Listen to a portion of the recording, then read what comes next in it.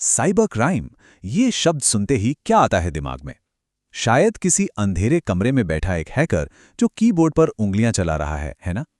लेकिन क्या हो अगर ये कहा जाए कि आज का सबसे बड़ा साइबर खतरा आपके फोन या कंप्यूटर को नहीं, बल्कि सीधे आपके दिमाग को है? जी हाँ, आइए आज इसी मॉडर्न हैकिंग की दुनिया को थोड़ा और करीब से समझते हैं। ये लाइन सुनने में थोड़ी अजीब लग सकती है, लेकिन यही आज की कड़वी सच्चाई है।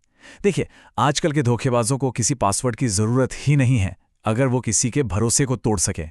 वो हमारे डर, हमारी उम्मीदों का फायदा उठाकर हमें ही हमारे खिलाफ इस्तेमाल कर लेते हैं। 3700 करोड़ रुपए, ये किसी बड़ी कंपनी का साल भर का बजट नहीं है, बल्कि नोएडा के सिर्फ एक 22 साल के लड़के ने इतने का घोटाला कर दिया। जरा सोचिए, अगर सिर्फ एक इंसान इतना बड़ा नुकसान पहुंचा सकता है, तो ये जाल कितना बड़ा और कितना खतरनाक होगा। तो चलिए आज के कुछ सबसे खतरनाक डिजिटल जालों को समझते हैं। ये वो तरीके हैं जो इतनी चालाकी से बुने गए हैं कि बड़े से बड़ा समझदार इंसान भी इनमें फंस सकता है। तो पहला है डिजिटल अरेस्ट। कल्पना कीजिए, किसी के पास एक फोन आता है और दूसरी तरफ से कोई खुद को पुलिस या सीबीआई का बड़ा अफसर बताता है। वो बातों बातों में एक ऐसा माहौल बना देते हैं कि इंसान को सच में यकीन हो जाता है कि वो किसी गंभीर कानूनी मामले में फंस चुका है। ये पूरा का पूरा खेल ना एक सोची समझी स्क्रिप्ट पर चलता है। पहला कदम होता है धमकी, दूसरा कदम एक नकली जांच का ड्रामा, तीसरा पैसों की मांग और चौथा और आखिरी कदम भुक्तभोगी खुद ही अपनी मेहनत की कमाई धोखेबाज के बताए अकाउंट में डाल देता है।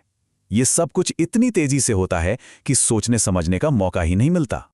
अच्छा, अब आते हैं एक ऐसे धोखे पर जो सिर्फ जेब ही नहीं, दिल भी तोड़ देता है। Romance fraud. और ये कोई एक दिन का खेल नहीं है, ये एक धीमे जहर की तरह है जो हफ्तों या महीनों में अपना असर दिखाता है। अभी हाल ही में नोएडा की एक पढ़ी लिखी महिला ने इसी तरह के धोखे में 5.5 लाख रुपए गंवा दिए। कहानी वही पुरानी है, पहले दोस्ती, फिर प्यार का नाटक, और जैसे ही भरोसा मजबूत होता है तब शुरू होता है पैसों का असली खेल। ये सिर्फ पैसे की लूट नहीं, बल्कि भावनाओं की भी लूट है। तो अब सवाल ये उठता है कि आखिर ये लोग ऐसा कर कैसे लेते हैं? इनके पास ऐसे कौन से हथियार हैं? चलिए आज इनके टूल बॉक्स में जरा झांक कर देखते हैं। देखिए, हर धोखे की जड़ में एक ही चीज है, सोशल इंजीनियरिंग। ये कोई मुश्किल कोडिंग या हैकिंग नहीं, बल्कि इंसानी दिमाग से खेलने की कला है। ये लोग कंप्यूटर को नहीं, हम इंसानों को हैक करते हैं। तो इनके कुछ पसंदीदा हथियार क्या है? एक तो है ओटीपी फॉरवर्डिंग, जिसमें आपसे एक कोड डायल करवाया जाता है और बस आपके सारे मैसेज सीधे धोखेबाज के पास। या फिर एयरड्रॉइड जैसा कोई ऐप इंस्टॉल करवा देना, जिससे आपके फ़ोन का पूरा कंट्रोल उनके हाथ में चला जाता है। और अब तो हद ही हो गई है, सुंदर पिचाई जैसे बड़े बड़े लोगों के डीप फेक वीडियो बनाकर भी लोगों को ठगा जा रहा है। तो भाई, ये सब सुनकर डर लगना तो लाजमी है, लेकिन घबराइए नहीं। हर ताले की एक चाबी होती है। तो चलिए अब बात करते हैं उस डिजिटल कवच की जो हमें इन खतरों से बचा सकता है। इसी के जवाब में मॉम्बे आर्मोर जैसे कुछ टूल्स बनाए गए हैं जो दावा करते हैं कि वो इन नए जमाने के खतरों से लड़ने में मदद कर सकते हैं। लेकिन यहाँ एक बहुत बड़ा सवाल खड़ा होता है, और वो ये कि जो ऐप हमारी सुरक्षा के लिए आ रहा है, कहीं वो खुद ही तो हमारे डेटा पर नजर नहीं रख रहा? और ये चिंता बिल्कुल जायज है। तो यहाँ पर फर्क साफ नजर आता है। एक तरफ जहां कई बड़ी कंपनियां लोगों के बारे में न जाने क्या क्या जानकारी इकट्ठा करती हैं, वहीं मोबी आमर का दावा है कि वो सिर्फ ईमेल आईडी लेता है और उसका इस्तेमाल भी सिर्फ ये देखने के लिए किया जाता है कि कहीं वो ईमेल किसी डेटा लीक का हिस्सा तो नहीं बन गया। तो ये काम कैसे करता है? इसकी पहली तकनीक है OSINT।